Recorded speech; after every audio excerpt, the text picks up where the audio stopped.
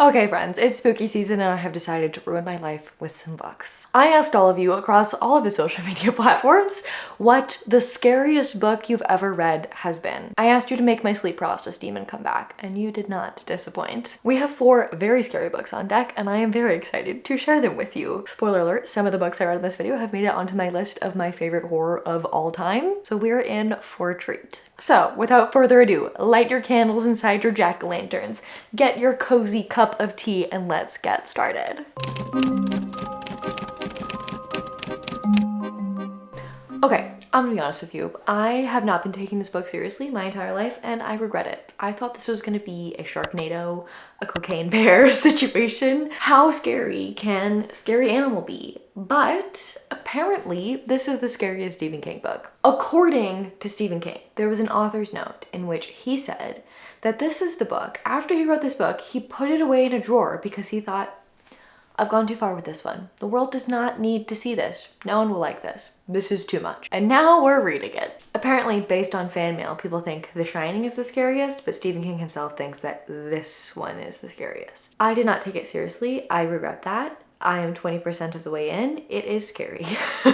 So let me set the scene for you. We have a young family, a husband, a wife, 2 small children. They're coming to a new place. They have this new house. This guy has a university position. He's a doctor at the university. And their house is kind of like backed up against this wilderness. And there's this older couple who lives across the road from them, and they are very nice people, and they have informed them of like the lore of this place that they're now living in. And there is a pet cemetery. I don't know what kind of spooky scary things are gonna come out of this pet cemetery, but the writing is incredible. This is not my first Stephen King, but I did not get the Stephen King hype until I started reading this book. I have read Fairy Tale and I have read this book that I can't remember the name of.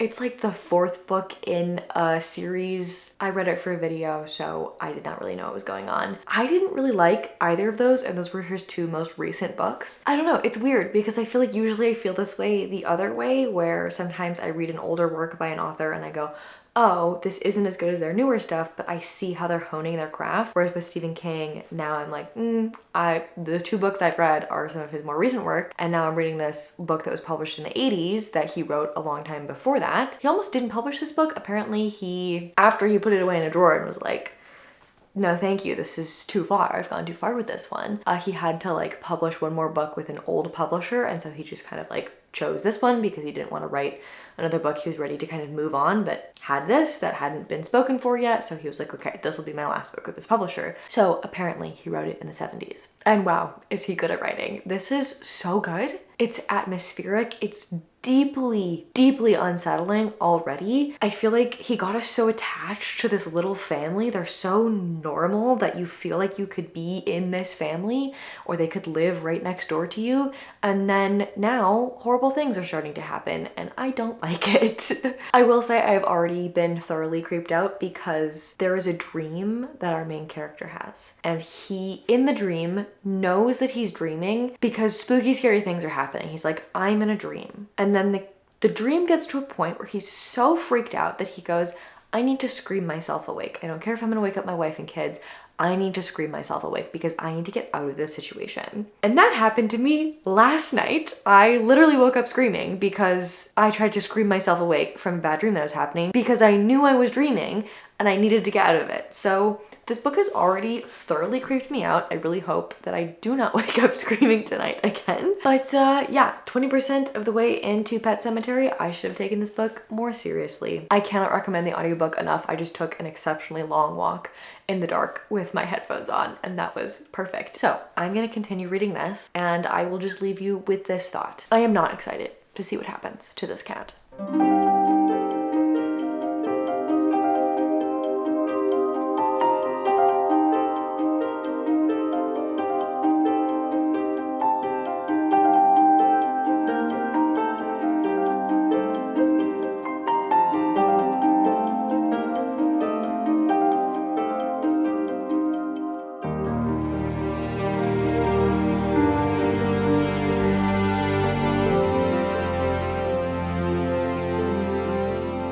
Okay, something has indeed happened to the cat, and that is by far not the worst thing that has happened.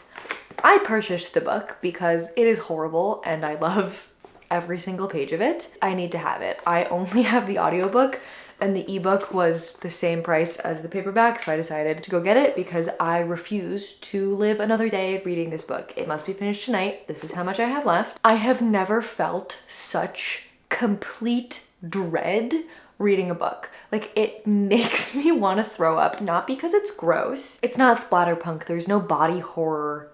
Well, there's a little bit of body horror, but it's not gross, but it makes me feel like I want to throw up because it is so horrible. Stephen King is such a great writer because he makes these people seem so real. Like, they are flawed in a way that makes them so normal. And so it feels like you could be living right next door to them and watching this horrible thing unfold. This book is ruining my mood. Like, it is so horrible. So much so that I put my fun Halloween nails on early because I needed some happiness. I thought that the cat was the biggest thing I had to worry about. The cat is not the thing that you need to worry about in this. Also, can we have a round of applause for this cover? Because this is the one, the audiobook that I'm reading has as a cover, and this is just so much better. Okay, to make both of us feel better, before we read the last couple of chapters of this book, I'm going to insert a montage of me petting all of the nice neighborhood cats to remind myself that there are nice neighborhood cats and that those cats are not going to turn into this cat, and what's happening to this family is not going to happen to my family. Cute fuzzy kitties, and then me reading a horrible, horrible, very good book.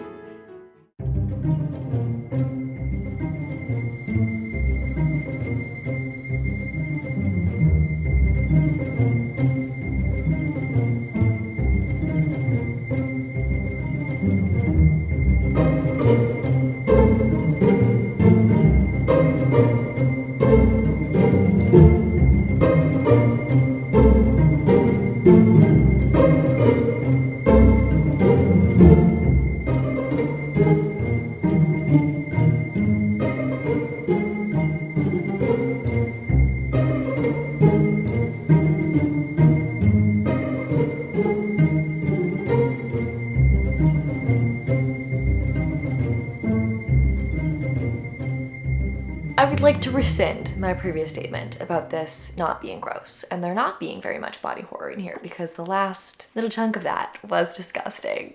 This is one of my favorite horror books of all time, and I do not make that statement lightly. This is one of the best explorations of grief that I have ever seen, and I think it is exceptionally written.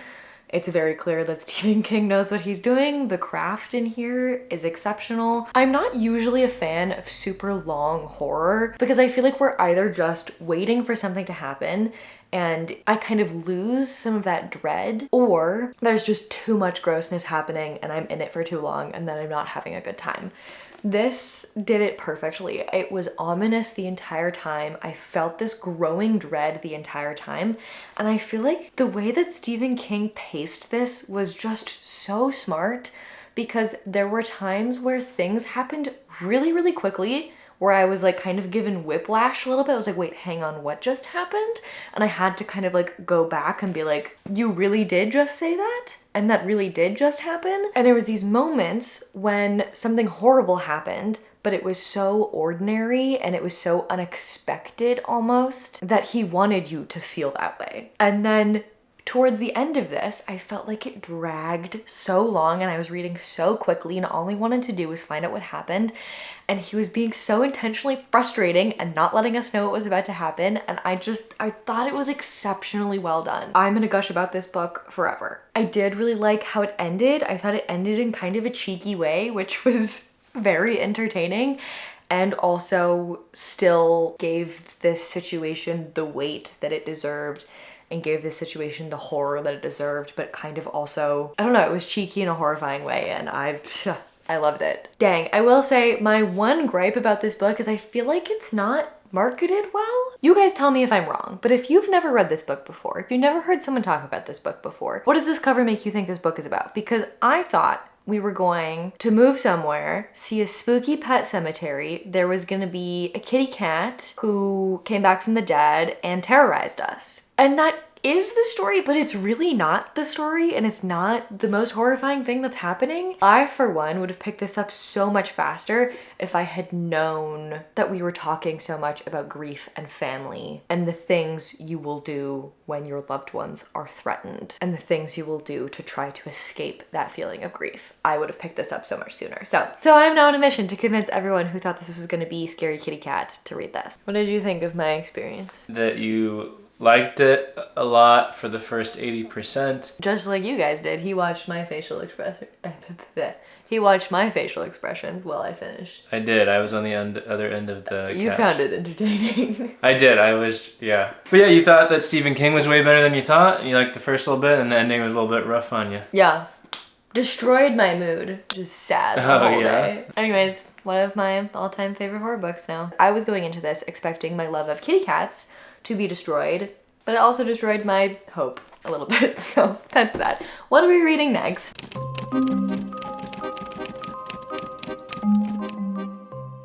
I asked you on Instagram and in a community post what your scariest horror was, and a couple of people told me that I needed to read Uzumaki by Junji Ito, so I have listened to you. I am ready to be scared by a shape. Every single person I have seen read this, like I did with this book, did not take it seriously because they said, how scary can a shape be?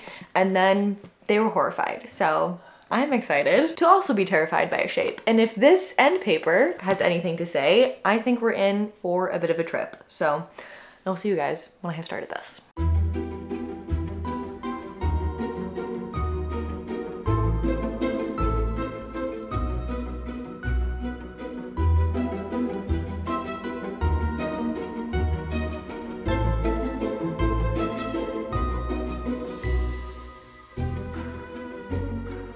I am wearing my little victory shirt because we have accomplished a feat.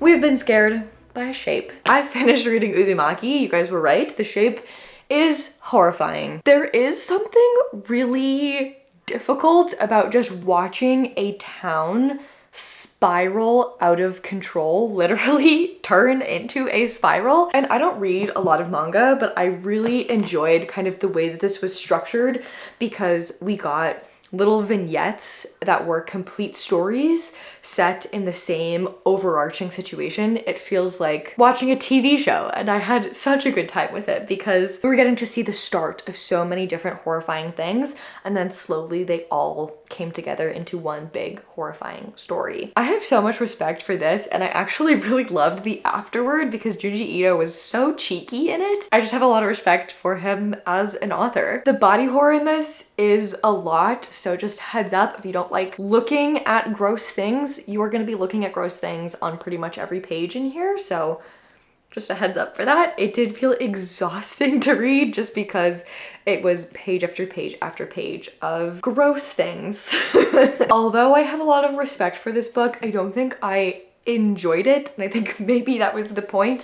If I had to give this a rating, I think I would give it like a 3-star. I think the concept is so interesting, and I'm really glad that I have read it, and I will recommend this to anyone who wants something that is body horror because it is such a unique premise to have a shape be the thing that is doing the horror. I think that's fascinating, but I don't personally love a ton of body horror like this, and so it wasn't super enjoyable for me personally, but If this sounds like something that is up your alley, I really highly encourage you to pick it up. And if you want this copy specifically, I think I am gonna pop it up on my Pango store. So if you've been looking to get your hands on this, I think I'm gonna sell it for pretty cheap. So the link will be in the description if you want to grab my copy of this. I will write you a little note on a post-it note in it. So hopefully one of you gets it and not some random person who has no idea who I am, because that would be awkward. Okay, on to the next book.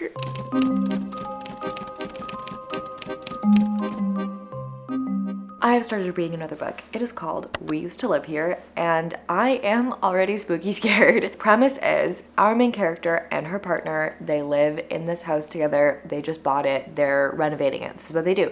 They go, they find houses, they renovate them, and then they sell them. A family knocks on the door and is like, hey, we used to live here. Can we do a little tour, look around?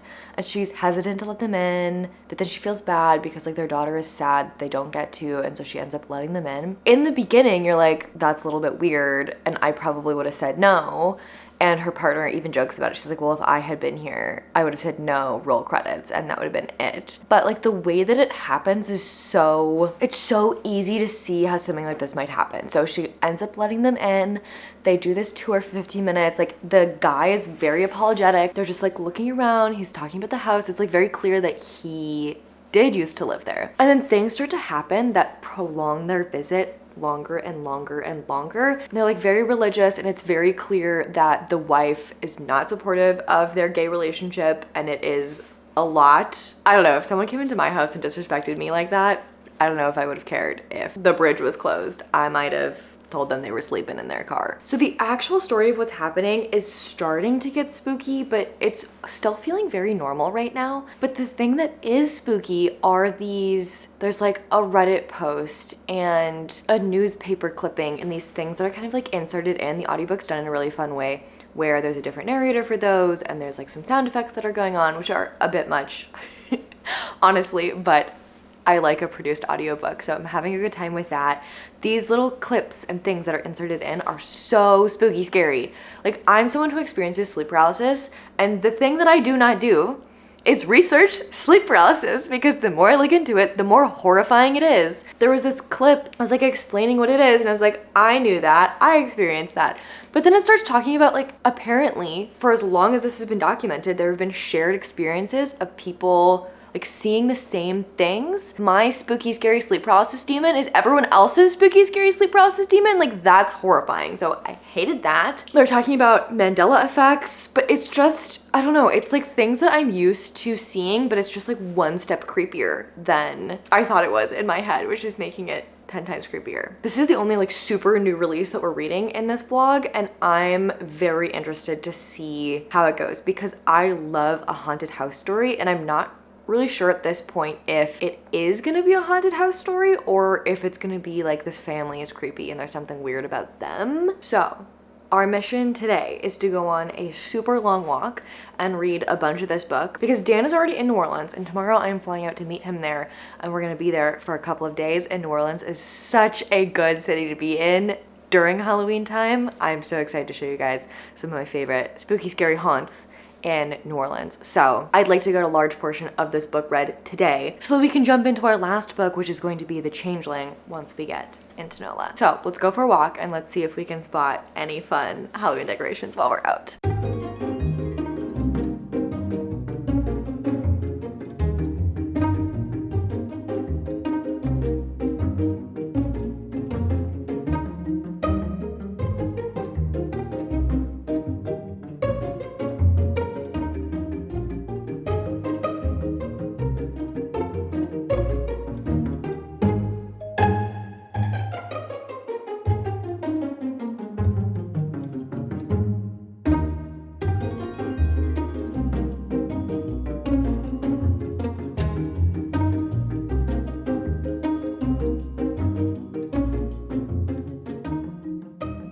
I'm about to go to sleep, but I have finished reading We Used to Live Here. It's incredible, 5 stars. We're having great luck with our books in this video. If you're a fan of House of Leaves and you've been missing that documents written about a place that doesn't exist type feeling, this will give you a little bit of a taste of that. It is giving haunted house in the way that the house in House of Leaves is haunted, but I think what makes this so scary is the way that it plays with relationships. Whatever haunted phenomenon is happening here is making you question your reality and question the people who you love most. And it's got a lot of references to Capgras syndrome, which is a psychological disorder in which you believe that the people that you love have been replaced by aliens or doppelgangers, or even that you yourself have turned into a different being, which is something I remember reading about in class when I took psychology classes and being utterly horrified by, because that is literally my worst fear, is that the people that I love turning into people that I don't recognize and people that are no longer safe, and that is horrifying. This book did spooky scare me, and I am a little bit worried to go to sleep tonight because my flight tomorrow leaves super early, so I need to be having restful sleep so I can take advantage of being in New Orleans. I haven't been back to New Orleans in 3 or 4 years, like since I graduated college, so I'm so excited to go back. Okay, I'm gonna go to bed. In conclusion, We Used to Live Here is incredible, one of my favorite haunted house books I have ever read, and I would give it like a 9.5 out of 10. I kind of wish it went a little bit further, but I also do really appreciate the restraint, and I feel like it makes it scarier because it's more, this could happen in reality, which makes it a little bit spookier. I liked the multimedia aspect of it, and I would love to get my hands on a physical copy of this so I can look through and see how those things that are kind of intermixed into this are formatted, because I am curious. Okay, I will see you all in New Orleans. Our last book that we were reading for this video is The Changeling by Victor Lavelle.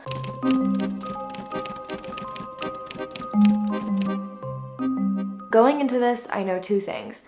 Number 1, The Changeling sounds like we're gonna have a spooky, scary child, which is horrifying. And number 2, I know there is a teapot scene. Tea is one of my greatest joys in life. If this book ruins tea for me, I will be giving it a 1-star review. I'll see you guys in NOLA.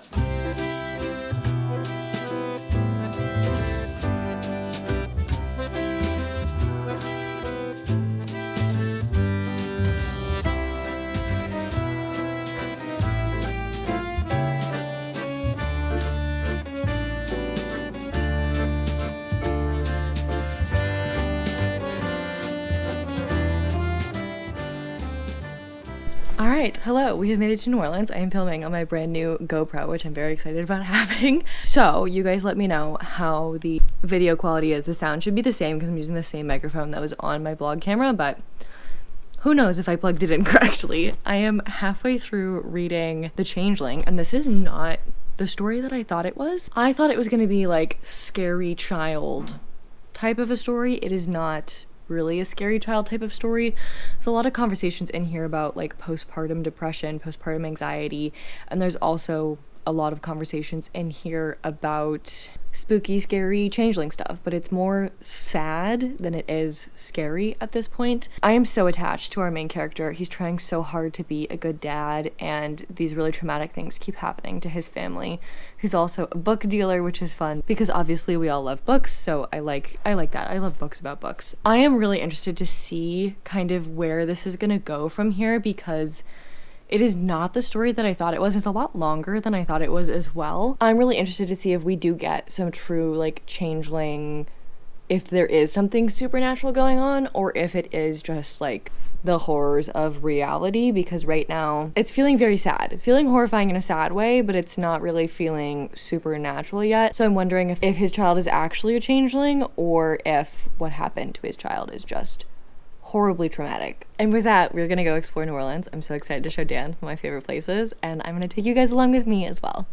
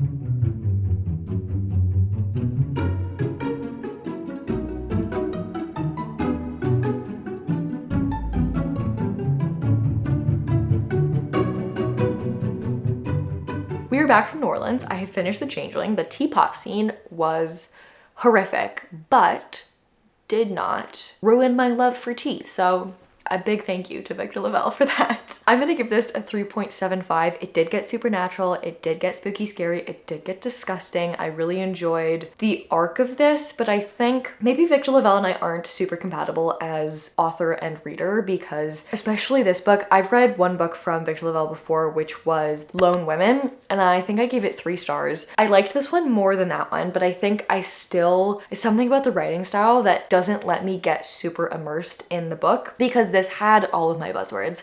I loved the changeling situation. I loved the relationship dynamics between women and men, and exploring gender roles and postpartum and motherhood and fatherhood. I loved all of that. I loved the family dynamics in here. I liked that it was about books. I thought we had a really interesting, fleshed out cast of characters. It wasn't just our husband and wife that we were following and their son. It was all of our main characters' friends and the people that they knew and loved and were interacting with. I just felt a little bit like, honestly, like I kind of wanted this to be a novella. I felt like it was a little bit long for my taste. I really enjoyed the story, but I wanted a lot of that middle to kind of be taken out. But if Victor Lavelle had taken that out, we wouldn't be as connected to our main character. We wouldn't have known so much about him and how he felt about the world, and we wouldn't have been able to sit in the horror of this for so long.